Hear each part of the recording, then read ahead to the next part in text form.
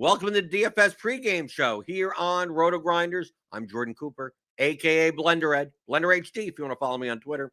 And it's Thursday, August 4th. And we're back with some more baseball in the middle of the week. I know there's a Hall of Fame game. There's an NFL game. I think a preseason game. Is that tonight? Is that this weekend? I don't know. I haven't been paying attention, right? I typically don't play NFL preseason anyway. But we got soccer. Soccer's back. EPL is back on Saturday morning. We got an MMA slate on Saturday night as well. I'll be covering the MMA slate tomorrow on the show. If you want to get a head start on that, well, maybe not a head start. I don't know. It'll probably come out tomorrow. We'll be recording the MMA Ground and Pound podcast for premium members. So you can get that, the expert survey, the projections, the ownership numbers, everything you want in RotoGrinders Premium. Click on that link in the description. Get $10 off your first month. But I'll be covering that tomorrow. We got the guys in the chat. Feel free to give me those thummy thumbs. You know how much I love those. Helps us out. Hit the thumbs up button. Hit the like button. Hit the subscribe button. Hit the notification bell. Hit everything you want. If you'd like, it helps us out. Good morning, Wataz, Matt Mears, Suki Singh, Mr. Richard. Right, man. Hello, good to watch live for a change. I always come in to watch live. Well, if you're here live, the live people are the ones that I care about the most. I know there are tons of people that watch this later. I know there's thousands of people that listen to the podcast version of this, which you can subscribe on iTunes or Spotify, wherever you get your podcasts. But I like the live people the most. So if you've got questions, if you've got stuff to say, post it in the YouTube chat. I will be answering whatever questions, whatever decent enough questions you got in the chat. I wanted to go back since baseball's getting so boring, right? We got the trades, and Padres have everyone. I've been experimenting on seeing if Prize Picks is beatable, right? You've seen that on the stream the past 2 weeks. So I've been playing the baseball props. I also played the Dana White Contender Series Prize Picks. I made money on that. Out of the 3 lines that were off, I won on 2 of them, so I made a profit there. Because I don't make 3 picks, I make 2 picks. 3 picks are actually the worst picks to make on Prize Picks. Either make 2 or make 4s. But I like round robining everything. If I find a whole bunch of the picks, that's what they call it, that are off, I just want to get as many combinations of them as possible, rather than having to rely on the fact that they all have to win. So you just make the 2 picks, and I just round robin that crap. And depending on how off the line is, that'll determine how much I put down on each. So I haven't been playing for a lot of money, but I have a 35% ROI as of right now. But I mean, that's a grand total of I don't know, 4 or 5 days worth of playing, right? But what I do on Prize Picks is I use the bet projections for baseball. Okay, for the Dana White Contender Series, I actually used the offshore market lines to see where their fight are off. So what you could do also, you could try to compare the normal market to that. That's the difference between bottom up. We talked about this the other day. Bottom up versus top down. Okay, the 2 different approaches to sports betting. Bottom up is what most people know. Okay, most people know bottom up, which is basically handicapping. Right? What do I think is going to happen? Okay. But most people don't take it from any type of statistical or modeling based approach. They're just like pulling it. I think this is what I don't know. Right? Like that. The bat projections offer you statistics where it shows you all the means of all the statistics. So like if you want to go to K props on Prize Picks, you could compare whatever they have to whatever the median or mean is with the bat projections, because they break it down statistically for you. So if you want to get the bat projections, you can get that at RotoGrinders also. So all I'm doing is finding where they're off. Okay. But here's the big point. Here's the big point that you have to think of this in the terms of probability. Okay. Your goal in DFS as well as sports betting is to get paid more than the probability of that event happening. Okay, so if we said that, for instance, let's get a nice even example. Can we find anything that's quite even? Whatever. Like Clayton Kershaw, fantasy points 36.06. What does that mean? Well, it means it's a mean. All right, that's what it means. Mean. Angry, mean. It means 36.06 is the mean. Not that the bat predicts that he's going to score 36 points today. Just that's the 50th percentile outcome. So on a normal distribution, that 36 would be right here where it says mode, median, mean, right here. Okay, so if that's 36, what would a 40-point outcome be? Well, that would be somewhere over here where my mouse is. That would be maybe a 55th percentile outcome, 57th percentile outcome. What would a 30 be? That would be more like a 40th percentile outcome. What would a 4 be? That would be like way over here. That would be like a 4th percentile outcome. Like 4% of the time that happens. Right? You could use that to convert to percentage points. So 36 is a 50th percentile outcome, or it happens 50% of the time. According to the bat projections, Clayton Kershaw will have 36 points or more 50% of the time. Well, how much will he have 38 points or more? Well, that's somewhere around maybe 47% of the time or more. And you go from there and you scale down from there, just like a normal distribution. Now, players don't necessarily have normal distributions, but mindset-wise, think in terms of this. That some of them are skewed more, some of them are a little bit more bimodal, some of them are curved the other way. But for the most part, if you think statistically in terms of normal distributions, you'll get the concept more than not. Going through the chat, Jason Yoakum is here. Good morning. Would love to see how you go about max entering the $1 150 Mac featured MLB slates. I would suggest going. I've done builds. I've done multi-entry builds on a lot of previous shows. So I just go back in the catalog. Building 150 lineups is no different than building one lineup. That's the biggest key that I could give to you. Build one lineup and then build the second lineup, and then build the fifth, then build a 10th, then build a 30th. Once you're good at that, then you're using an optimizer to just do it more efficiently. Right? It's not about exposures. It's about building plus EV lineups. That's the best advice that I can give you. If you do not know how to build plus EV lineups, one of them, then building 150 of them, you're not going to build 150 of them. You're going to build a lot of bad lineups.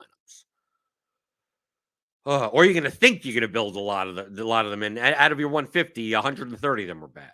20 of them may be fine. Okay, so getting back to thinking in terms mathematically, because this is how we think in DFS also. When we see a projection, a player has a 12-point projection. Well, that's a 50th percentile outcome. That doesn't mean he's going to score 12 points. He could score 0. He could score 28. Right? It's all along this graph of distributions. But as Mr. Richard, as D-Fix says, I struggle with baseball since it's not a normal distribution. It's a pretty funky curve. Yes. Pitchers are more normally distributed. Batters, not necessarily. Okay.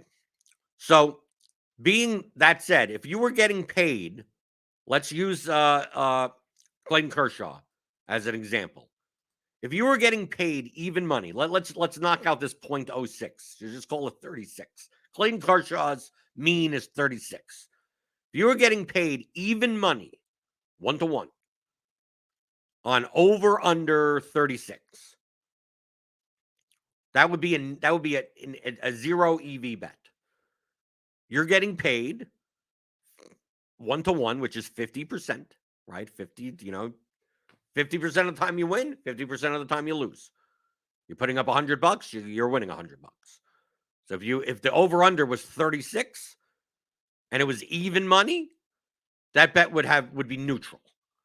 You would be neither profitable nor unprofitable in the long run making that bet. Now, let's say the over under was 36, but you had to lay 10 cents. So it's a minus 110 bet. Well, a minus 110 bet is you're getting paid You have to put down 110. You're putting down 100 and you're getting $91 or so back. So it happens half the time on 36. So half the time you win $91 and half the time you lose 100. So that's $9. That's a little less than $9, a little more than $9 that you're losing in the long run on that bet. So you have to win that bet 52.38% of the time in order for that to be a profitable bet. So if it's offering you minus 110 and Clayton Kershaw's mean is 36, you need to find where his 52nd percentile outcome is.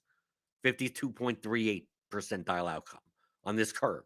So basically that bet becomes break even, not at the mean, but a little bit past the mean, right? Like the 52nd, 53rd percentile, which could be like 37 points, right? Not 36, but 37. But the over-under is 36. So you have to be getting paid at least even money on an over-under of 36 based on the bet projections for that bet to break even. Let's say you were getting paid plus 110 instead. Well, half the time on that 36, let's say it was over under 36, half the time you win and you get $110. Half the time you lose because 36 is right on that line, right? The projections say that 50% of the time it's 36 or over, 50% of the time it's under 36. That means half the time you win 110 and half the time you lose 100. You're up $10, right? You split that in half, that's a $5 EV versus negative $4.50 EV for if it was a minus 110 bet. So this bet at plus 110 has to win at least 47.62% of the time for you to break even. So anytime the actual probability, if you're going to make a bet, for instance, because people make bets on plus 200. If you see a plus 200 bet anywhere, doesn't matter, plus 200, American odds. If that event that you're betting plus 200 on happens in the long run more than 33% of the time, it's a profitable bet. If it happens less than 33% of the time, it's an unprofitable bet. This is very basic sports betting stuff. Very basic. So plus 200, if you're going to bet on something that's plus 200, and you're like, well, that's not likely to happen. Well, of course it's not likely to happen. That's why it's plus 200. But is it more than 33% of the time? Because let's say you think it happens 38% of the time. Well, the right odds should be plus 163. But you're getting plus 200, which means it's plus EV. If you believe it happens 38% of the time. Right. If you believe that. You have to think in terms of probabilities when it comes to sports betting. Not does it happen or does it not happen? 100% of the time, 0% of the time. So on a site like Prize Picks, you're forced. You can't just bet on these lines and get like minus 110 or whatever the hell. You have to put two together. And when you put two together, you're getting paid 2-1. Okay? So you're getting paid plus 200 in a two pick, which means your parlay of the two bets together has to be at least plus 200 combined, or it's not profitable because it's fixed odds. It doesn't matter what you pick on Prize Picks. You can pick anything you want. So let's say, for instance, they all were efficient. Like everything was efficient on Prize Picks. That the means were exactly the over-unders and everything that you could pick. Well, we go to this parlay calculator. If there were two plus 100s, even money, perfectly efficient, we should be winning 300, but we're not. We're winning 200. So if all the lines on Prize Picks were efficient, it'd be completely unprofitable. So where's the line? Where's the line that we win $200? And that's the appropriate line. Turns out it's around 136.6.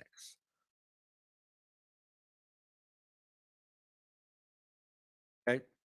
Let's put it in minus 136.6. Right. About, right. We're off by a cent, right? Close enough. So if you could find two bets on Prize Picks that are at least minus 136.6. And put them together, you'd break even. Right? You're looking for better than this to be profitable, but at least break even. If you find things that are worse than this, now you're giving money. You're negative EV. You're giving money to Prize Picks. So minus 136.6 is what? Minus 136.6 is about 57.73 implied odds. So basically a 57th to 58th percentile outcome. So you need to find lines that are off by that extent, where the line is at here, but the actual probability is closer to 57, 58th percentile outcomes. Okay, that's what you're looking for. How you need to find about 7 to 8 percentage points off, where the lines are off, to be profitable on a 2-pick. So let's say let's go to Clayton Kershaw. Let's just go to Clayton Kershaw. Clayton Kershaw has a picture, an over-under on Prize Picks of 40.5. Okay, where is 40.5 on this distribution? About. We're trying to do it bluntly without using a formula. Well, according to the bat projections, his mean is 36. Okay? Now, if it's a normal distribution, if you divide, this is a very blunt way. This is not the precise way. His over-under is 40.5. You divide it by 36.06. It's off by about 12%. Okay? So it's off by about 12% on either side. So that's like a 56th percentile outcome. So 40.5 would be a 56th percentile outcome. But remember, we need to find things that are 57, 58th percentile outcome or more. So even though this line is off, if this was perfectly efficient, according to the bat projections, this should be at 36. Right? You should be able to choose over under 36. According to the bat, 36, it's closer. So like under would happen 56% of the time. Over would happen 44% of the time. So like the over on this would be an awful bet. Right? Because you're getting fixed odds. But the under isn't profitable either. It's not up to about the 58th percentile. So Prize Picks, you have to be really careful. There's a lot of things. If you're going to go here, I think this is going to be over. It's like, well, according to these projections, you're losing a lot. At 44%, if we start combining those together, we start combining bets that are really only 45% likely to happen. Now that you're getting paid 2-1 on a 2-pick, the hold on these bets would be ridiculous, right? So like you have to understand that on Prize Picks, like 98% of now, I would say more than half the picks that you can make on here are very unprofitable. And then if 50% of the picks are very unprofitable, 48% are marginally unprofitable. And then 2% are profitable. And the 2% that are profitable aren't even like screaming like, oh my God, this is the worst thing, like you get a ton of money. Can you find up to a 5% edge here? You can. There's a very grindy type of edge to have. But it's something that doesn't take that much time to put in. Like I found I found 9 that were over the threshold. Out of all of these, remember, I'm looking at all of these. Of course, some of them they haven't posted yet, right? They didn't post the home runs. Typically, you can't find much there anyway. So I could look for some runs, RBIs that didn't post yet when I looked. But I was looking at total base. Typically, pitcher fantasy points and total bases are the two most off ones on Prize Picks. If you compare it to the bat. So looking through, look how many, you go through all of these. I mean, look, if you consider the over-unders, right? So each of these cards have 2. So you go through all of these 2s, like you're talking about, a good 200, 300 potential picks. And as of right now, I found 9. that are over the line of probability. So that's how few there are. If you compare it to the bet. If you don't trust the bet, then it doesn't matter. Make it up. Make up your projection. So looking through here, I pointed them out. So on a 2-pick, you get paid 2-1, which means you have to find bets that are minus 136.6 or above, or in total between the two, which is a 57.73% implied probability. So you have to find lines that are off where the true line is the 57th percentile outcome. The 3-pick is even worse. The 3-pick pays 4-1, which means you have to find minus 140.7 lines. So in total, your 3-pick has to win in actual probability 58.45% of the time to break even. The 4-pick is actually the most value driven. It pays 9-1. So on average, minus 128.5. So 56.24% win rate.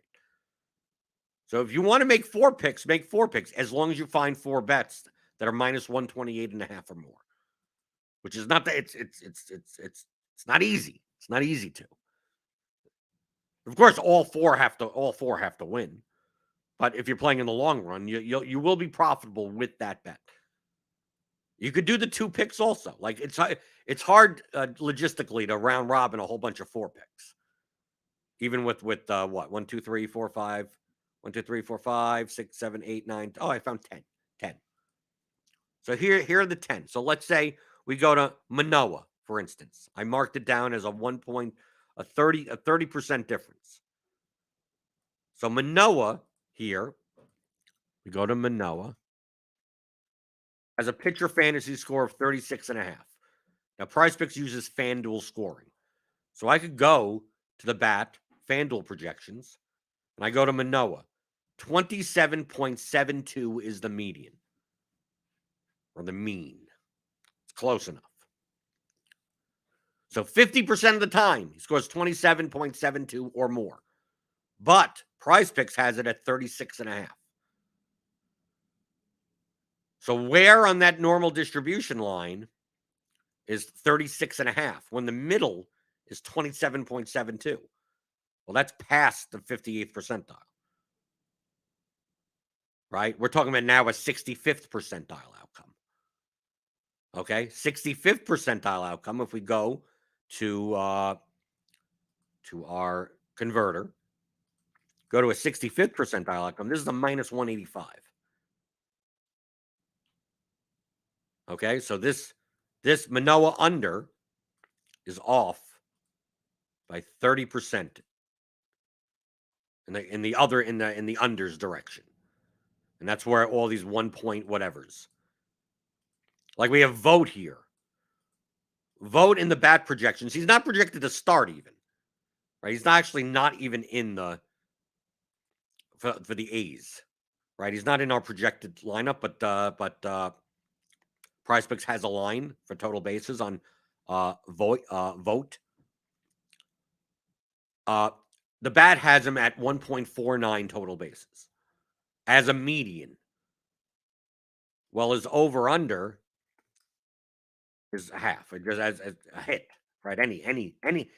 If he makes content, it gets on base without an error, like you win that. So 1.49 as his mean. To me, this is the best bet on the board right now. And obviously, if he doesn't start, they just refund. If you have a 2-pick and he doesn't start, you just get refunded. If you had a 3 or 4, it just reverts to the 3-pick or 2-pick. I make all 2 picks anyway, so the worst case scenario is he doesn't start and I just get refunded those picks. I don't care. But as of right now, at the bat has this at 1.49, and that's somewhere in like the 70th percentile range, 72nd percentile range.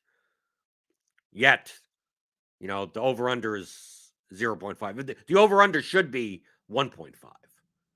Like it's getting to the point where it should be 1.5 for Vote. So this is what you would do on PrizePicks. This is what you could do in the morning. You could do this. This ain't. Am I showing you anything that's oh my god, fancy smancy stuff? This is the bottom. Remember, this is the bottom up approach. You're comparing projections to the lines. The projections are the handicapping of it. Now, what's a top down approach? A top down approach would be to go to a site like scoresandodds.com, one of our sister sites, and compare you could compare the consensus line, compare the best line to the line that PrizePicks has. So we go here, and now you can't. Now the thing about these markets is that there's no fantasy points market, right? I think maybe PointsBet may have it, so it's more like strikeouts. So we go by strikeouts. You'd look and you try to find essentially minus 136s or better.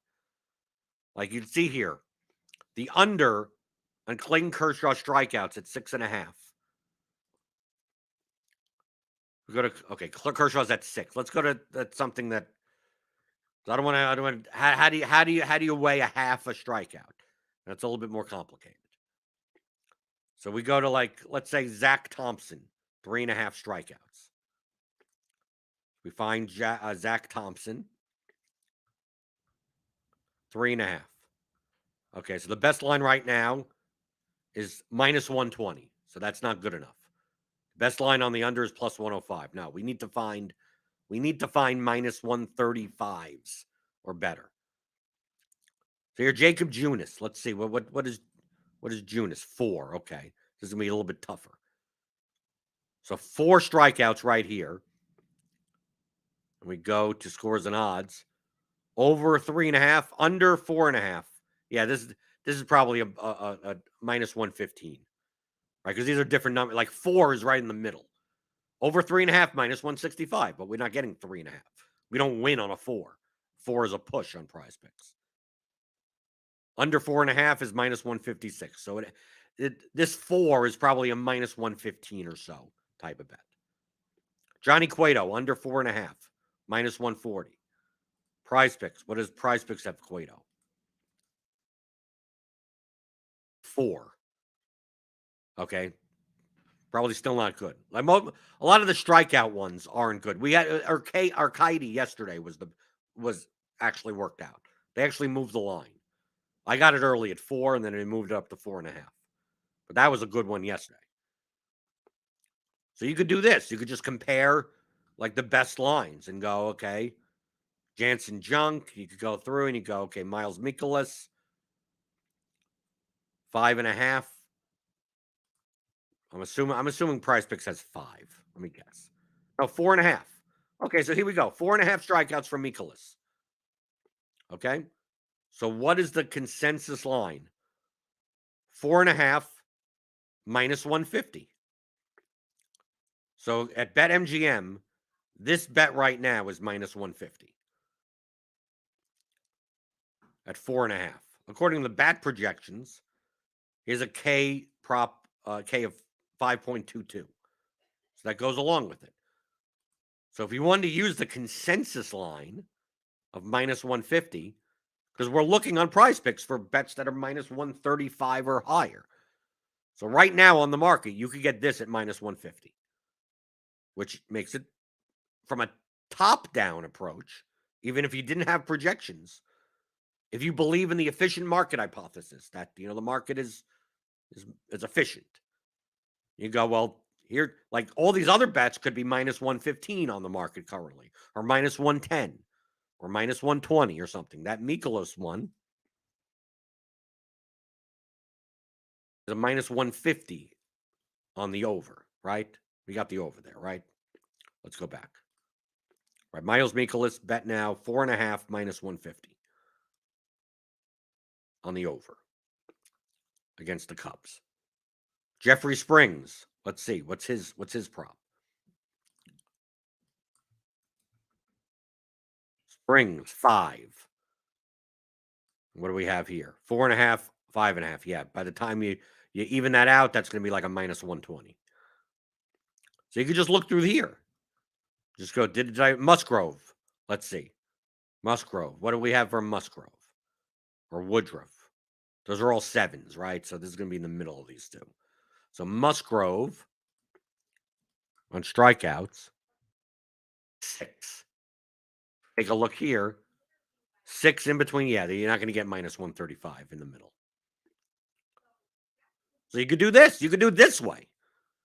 Of course, some of these markets don't exist. Like, you're not going to get a pitches thrown market, right? I don't know. I don't know. Maybe some. Are there sports books that take over unders on pitchers thrown? I don't know. Some of these markets just don't really exist. Pitching outs, that may exist. I think a couple of books may have that. But for the main ones on pitchers is like strikeouts and stuff, or home run props, or hit plus whatever. There should be that, right? We could go home runs, singles, hits, runs batted in, total base here. I mean, you could go to total bases. Is there even a vote one? Let's see. Let's see if there. Find vote. Oh, here we go. Vote over half is minus 125. Okay, which from a top down approach doesn't reach that threshold, but the bat has him at 1.49. So you could do the same thing with total bases. I think DraftKings is one of the only ones. I think DraftKings and BetMGM. No, there's a couple. There's a couple of books that have this, and you could go through all of these, right? There's not many like on the total bases line. Like, there aren't that many like you could select. There's only a very few, and typically these 1.5 total bases are never going to be good enough. The only one today that is over that reaches the threshold is Schwarber. Did they take it down? I don't think so. No, Schwarber 1.5. Like, I went through all of this before the show. I took 20 minutes about, and these are the ones currently that are off by the most. And I put my money where my mouth is. I round robined all of these. So Woodruff under 43.5 fantasy points, Manoah under 36.5 fantasy points, Cueto under 30.5, Wright under 28.5, Plesac over 18.5, and then Schwarber over 1.5 total bases, and then Vogt, Sanchez, Prado, and Cameron all over a half a total base. Now, Cameron's not in the projected starting lineup, so like, these are things where if they don't start, I'll just get my money back on those because I'm making all 2 picks. Same thing for Vote. So I'm just round robining this, and then based on how far they're off, determines my bet size. So like I start at $10. I'm doing small. That's why I said I'm up 35%. I put in $1,000. I'm up $350 by making $10, $15, $20 picks. Right. So I'm taking like Woodruff and Manoah and putting them together. I could even show you this. I could show my entries. Right. So I mean, I could scroll down and see all of them. Right. So I'm taking Woodruff and Manoah, putting both of them together for $15. Basically, what I do just is, if it's a 1.2, that's a $10. You know, if I put two 1.2s together, that's a $10 bet. A 1.3 adds another $5. A 1.4 adds another $5. So like a Vote Sanchez pick will be like $25, right? It's a blunt way of just scaling your money up and down. So if a couple of these hit, I win. I get money. Doesn't mean I made profit on the day. But of course, it's Prize Picks. Like, if this was normal sports betting and I could get these lines, I just bet them straight. And I just bet all of them straight. But Prize Picks, you're forced to pick 2. So I need to find lines that are at least like 1.2, at least like 20% off. So I just round robin them together. So here you go. Here's Woodruff Manoah, Woodruff Plesac, Woodruff Wright, Woodruff Schwarber, Woodruff Vogt, Woodruff Cameron, Woodruff Sanchez, Woodruff Prado. Then I go to Manoah Plesac, Manoah Wright, Manoah Schwarber, Manoah Vogt. So I just go through it, just go all the way down. So in total, I have about $600 or so in total. Something like that. Yeah, A little over $600. As long as 2 come in, I win. I win at least 1, right? So my goal is that if I get more than half of them correct, typically, I make money. So my goal is to get half of them correct or more. I think yesterday I went 8-2. I think. What did I do yesterday? I write all these down. So yesterday I had Minor. Over 24.5 fantasy points. He had 25 before coming. He had a lot, and then he gave up like 2 runs. So that went over. Urquidy over 4K. That hit. Duran under a half a under run and RBI combined. He went 0 for 4. Renfroe, I missed. I had him over half run in RBI. Even the Brewers did well. Renfroe got on base with a walk, and that's it. Then I had Derek Hall over a half a total base. That came in. Laureano against Ohtani over a half total base. I had Lewin Diaz that pushed because he didn't start. And then I had Alonso plus Marte plus Lindor at over a half a home run. So that hit. And then, I had Teoscar Hernandez under 1.5 hits and walks. And that missed. So it's 1, 2, 2 and 1, 2 and 2, 3 and 2, 4 and 2, 5 and 2, 6 and 2, and 1 that just disappeared because he didn't start. So made money. Is it enough money to, whatever, buy a mansion? No. Because really the edge on this is it's not that high. But if you could churn your money through like this and find these wagers, you could do it. You could do it either with the top down or bottom up approach. Bottom up, you need projections. Okay? So sign up to RotoGrinders. Click on the link in the description. Get $10 off your first month. If you're a scores and odds premium, like SAO premium, our RotoGrinders Plate IQ projections will be in all the props. So you can see here. It'll display that all for you as well. So if you go to scores and odds, you could get that. If for some odd reason you're on a DFS show, you don't want, the normal projections. And then on a top-down approach, all you have to do is just compare the lines. What I did for MMA, for the Dana White Contender Series, is that, and maybe I'll show maybe a little bit more tomorrow on this. We're talking about MMA. So you go to the MMA, especially the Dana White Contender Series, because these are very unproven fighters. But stuff like you're not going to find a market on significant strikes or takedowns or fantasy score. But fight time, you will, because they have over under certain rounds. So all you have to do, for instance, Sergey Spivak. Here's an easy way. I could go fightodds.io. Right? I could look at the Spivak fight. So this would be a top-down approach. So I look at the Spivak fight. So this pick right here, 7.5 fight minutes for that fight. What does that equate to? That's 1.5 rounds. There's an actual market for over under 1.5 rounds. So you go here, over 1.5 rounds. Right now on some offshores, minus 135.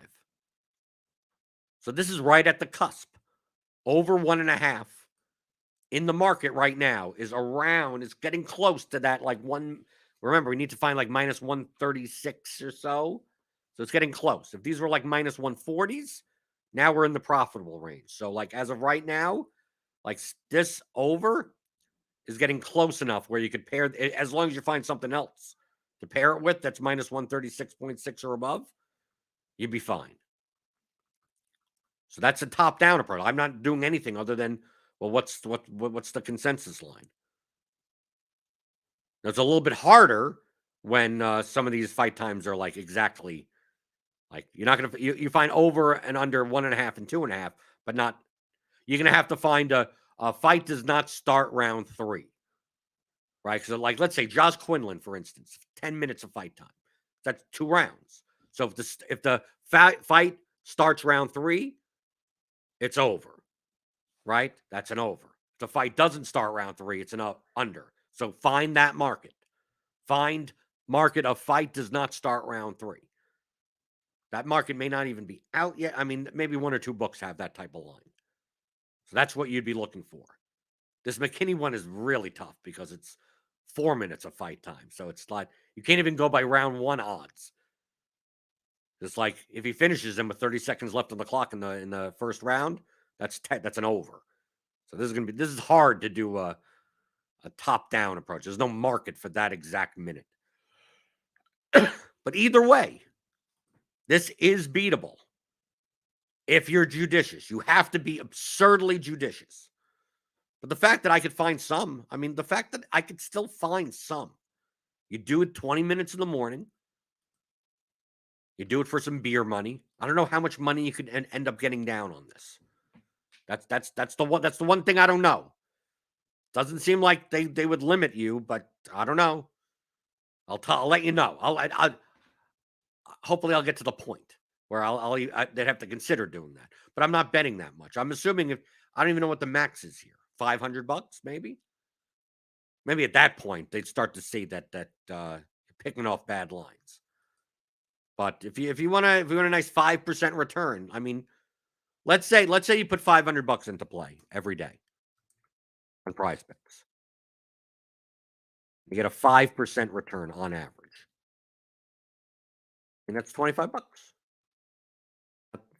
Expected return.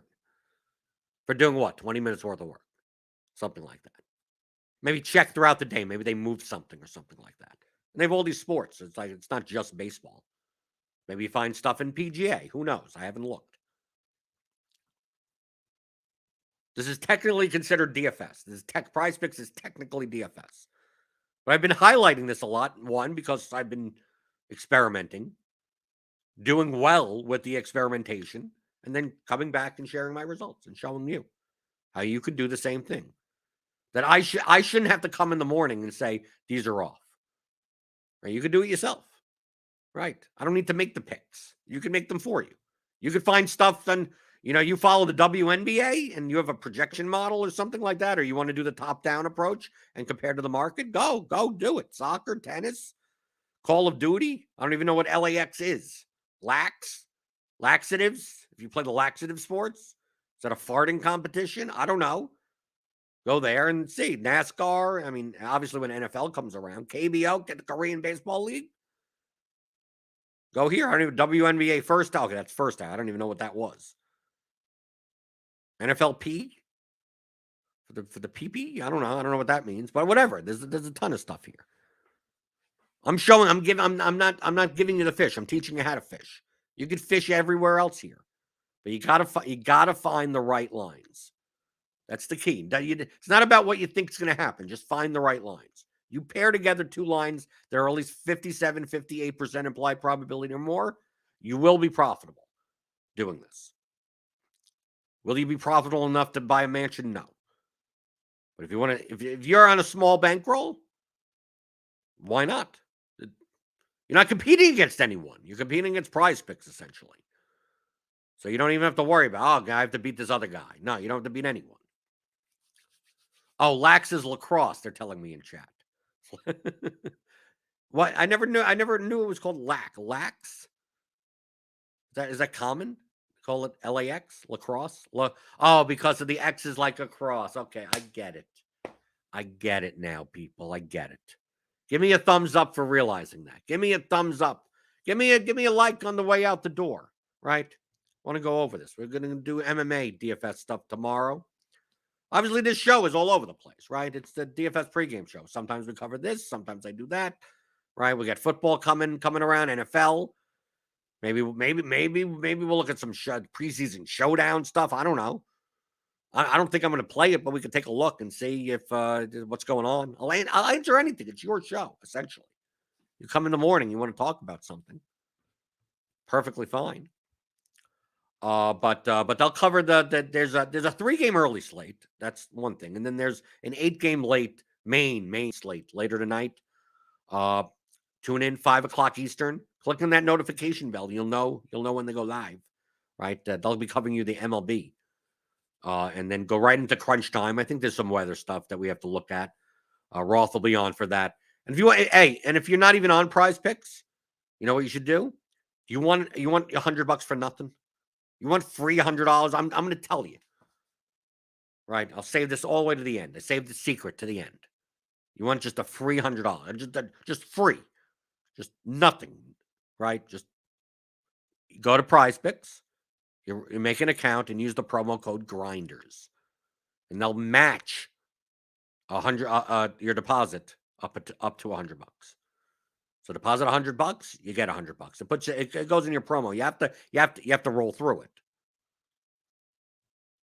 But you get $100, just boom, boom, just like that. So use the promo code Grinders on Prize Picks, and you will get that. And experiment with me. Maybe you find stuff in some other markets. And I'm just gonna keep on doing this until they tell me to screw off. That's what I'm doing.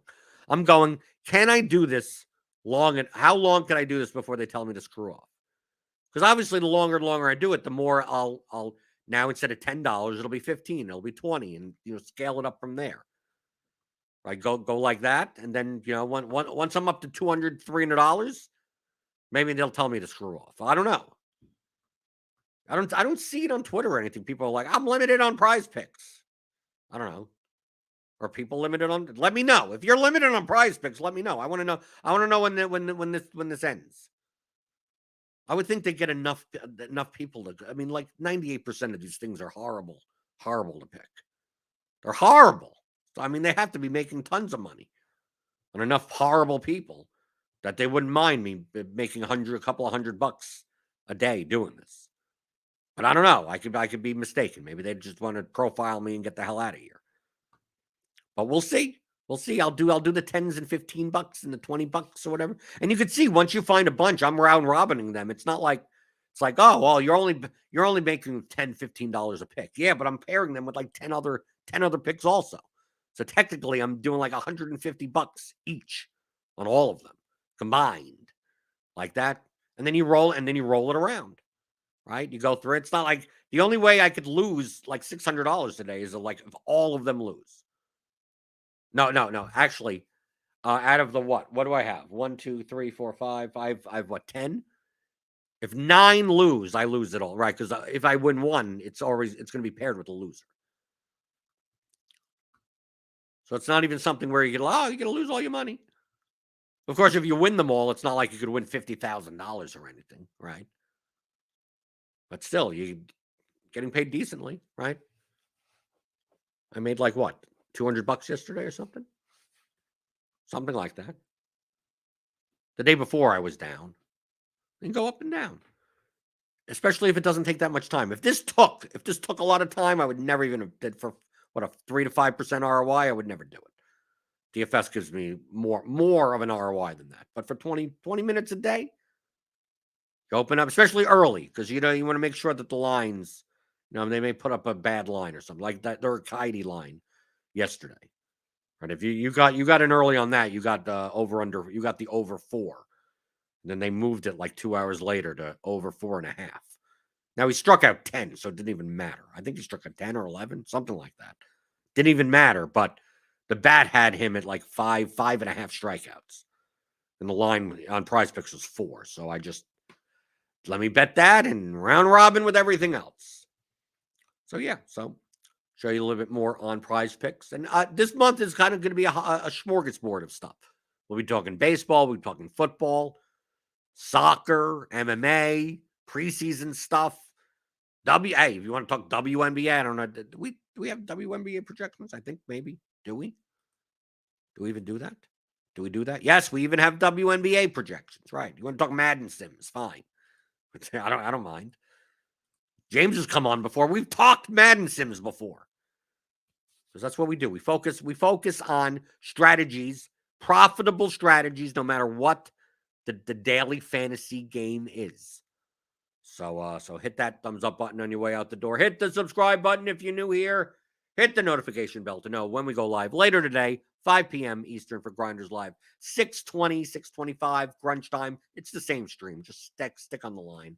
And I will see you tomorrow answering your DFS strategy questions like I always do on the DFS pregame show on RotoGrinders.com.